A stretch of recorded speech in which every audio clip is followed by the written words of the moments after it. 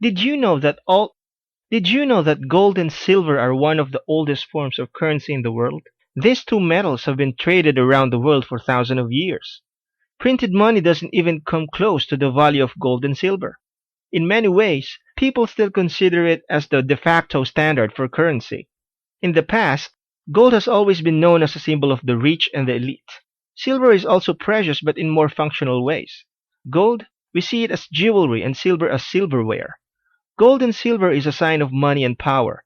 They are soft enough to be molded into different forms, and its form gives beauty that entrances people. Unlike currency in the form of paper money, you can't print it out of thin air, so it is inherently valuable. The gold standard is what governments use as a comparison of currency. When a government is using the gold standard, it means that they are basing their currency and valuations on a worth equal to an amount in precious metals, namely gold and silver. The United States used to use the gold standard. In our next video, we will look at why the price of gold and silver is rising.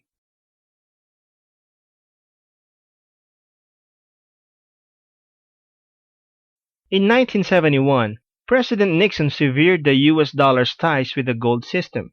The US Treasury was running out of gold as more and more people were exchanging their US dollars back to gold. People were starting to lose confidence in the US dollar and more people were emptying the gold reserve. In act of desperation, President Nixon severed the gold standard, thus enabling the US to continually print money. They were effectively creating their own debt and generating as much debt as they wanted in the form of currency. Over the years, the US dollar started dropping and the price of goods started to go up. Now why is that?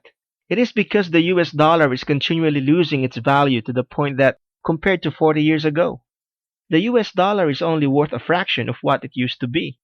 Because currency starts to lose its value, especially with the whole world's currencies, hedged against the US dollar, the price of gold and silver starts rising at an astronomical rate.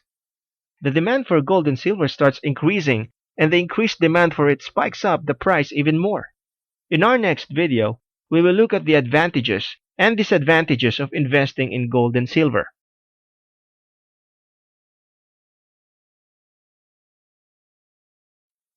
Advantages. Preserve your wealth. Anyone can trade gold for any other currency if anything happens to a country's currency. Jewels are made of gold or silver can also be easily traded. You can find other buyers for your form of currency because gold and silver is a universal currency. Disadvantages. You can't easily liquidate your metals. You will need to find buyers. The spread can be high. In other words, you will pay a lot of commission to gold and silver sellers. It is a defensive strategy. Even if you gain money through gold, your currency devalues. You do not earn interest from the bank. Next, we will look at 5 questions to ask yourself before making any investment.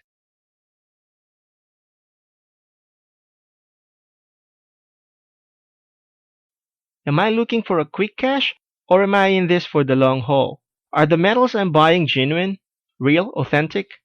Are you buying at a low or at high? Are you buying paper metals or real bullion? Have I diversified my portfolios enough? Don't put all your investments in one basket. In our next video, we will look at the psychology for any precious metal trade.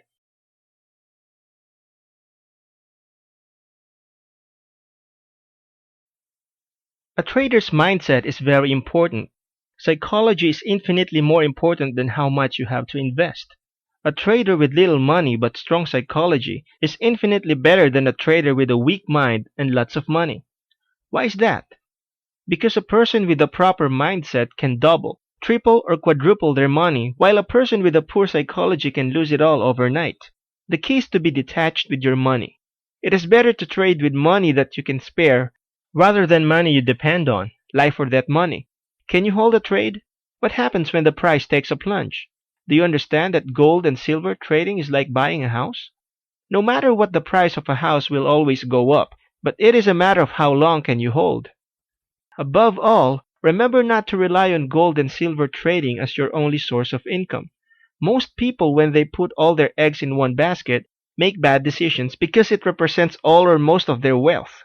When you have income coming in from diverse locations, or even other commodities you are trading with, you will make better decisions.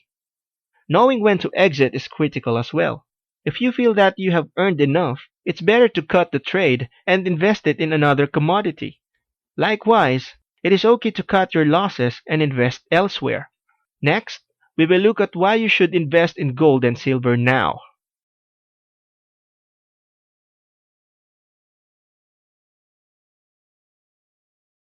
Start diversifying your assets. Do not trust in your local currency, which fluctuates with events. Protect your wealth.